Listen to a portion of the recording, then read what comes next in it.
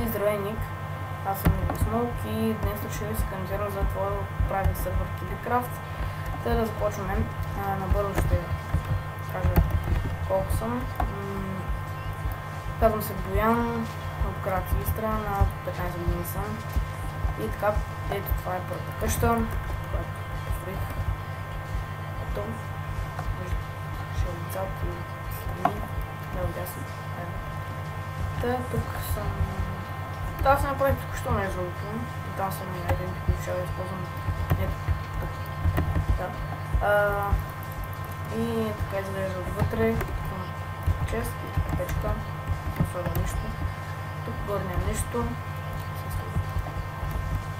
Сега да преминем към тази къща, в която живея. Ето тук.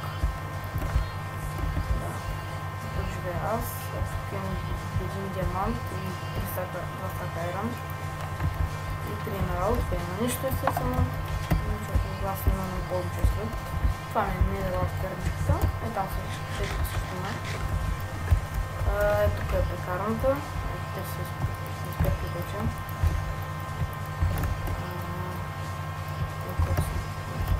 Така е.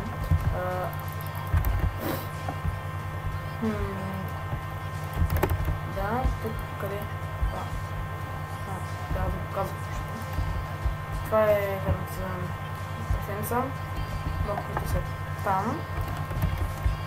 Тук трябва, забравих да сложа стълб, защото много бързах. Трябваше да ставам, после забравих. Да, тук съм вълната. Това е много обичам червена вълна. Може да не съм отказан, но все пак. Ето тук пъпата, с които се очертяваме това. Вълната. Да, аз законно направо съм направил. Тук са и множеството, с които купувам. Едната свърши вече. Сега ще ги купувам. Видите колко трудно се получва. Гледай сега. Бам, бам, бам, бам, бам, бам, бам. Не събирам много, Аз не всичко мога да ги купувам.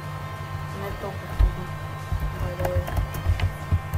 Сега ще имаш да почва да правя това. Това беше от мен. Надявам се да е харесва на хората от KibiCraft, които ще гледат ни толкова буквално. Това е фермата за луит, както съм показал. Това беше от мен. Надявам се на хората от KibiCraft да им хареса. И аз да хилим Смолк и чао!